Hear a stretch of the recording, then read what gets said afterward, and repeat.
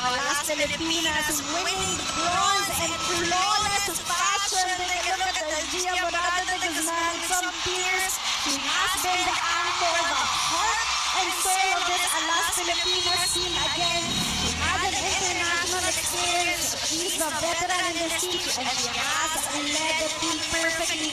But you know, a lot of players also coming alive and stepping up for Team Philippines.